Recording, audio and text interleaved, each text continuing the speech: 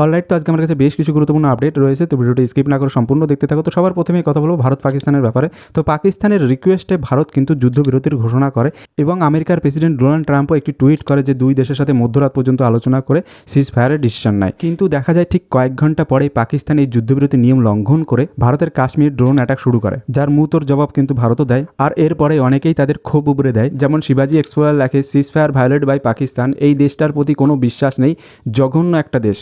Travel with Kaushik লেখে, বলেছি না এরা শুধরাবে না, কোথাও জল শুকিয়ে কোথাও জলে চুবিয়ে মারতে হবে, তবেই হবে মার, ভার মে যায় সিজ ফায়ার, রাশিয়া থেকে শেখা উচিত কেমন করে ঠুকতে হয়। দ্য বং এক্সপ্লোরার লেখে, বলেছিলাম এই কুত্তার দেশ শুধরাবে না, সিজ ফায়ার ভায়োলেশন, আবার এবার তাণ্ডব দেখবে এই কুত্তাগুলো, জয় হিন্দ। আসলেই পাকিস্তান কুত্তার লেজের মতন, কুত্তার লেজ সোজা হলেও পাকিস্তান কিন্তু সোজা হবে না। তোমাদের এই বিষয়ে কি মতামত অবশ্যই কিন্তু নিচে কমেন্ট সেকশনে জানিও।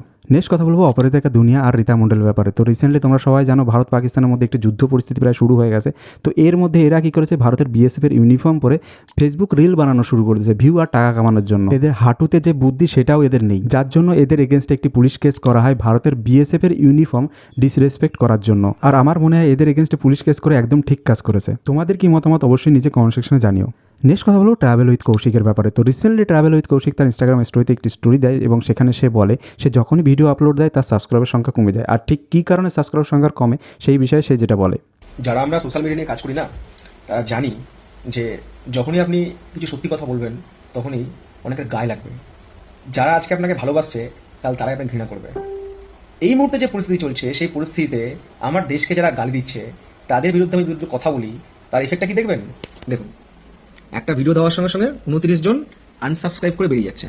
হ্যাঁ, এই সংখ্যাটা বাড়তে পারে, আর সেজন্যই হয়তো অনেক সোশ্যাল মিডিয়া ইনফ্লুয়েন্সার এই ব্যাপারটার মধ্যেই থাকে না, কারণ তাদের মধ্যে হয়তো চিন্তা কাজ করে আরে দেশকে গালি দিচ্ছে দিই কী আছে, আমার তো দরকার সাবস্ক্রাইবার দরকার, ভিউজ দরকার, এটা হচ্ছে প্রবলেম। কিন্তু এটা মানুষ ভুলে যায় যে আমি সোশ্যাল মিডিয়া ইনফ্লুয়েন্সার পরে আমার প্রফেশন পরে আগে আমি দেশের নাগরিক। আর সিরিয়াস বলছি, যে দেশে আমি খাই, যে দেশে আমি বাস করি, যে দেশের নাগরিকত্ব আমি বহন করি, সেই দেশ সম্পর্কে যখন কেউ খারাপ কথা বলে না, খারাপ লাগে, গায়ে লাগে।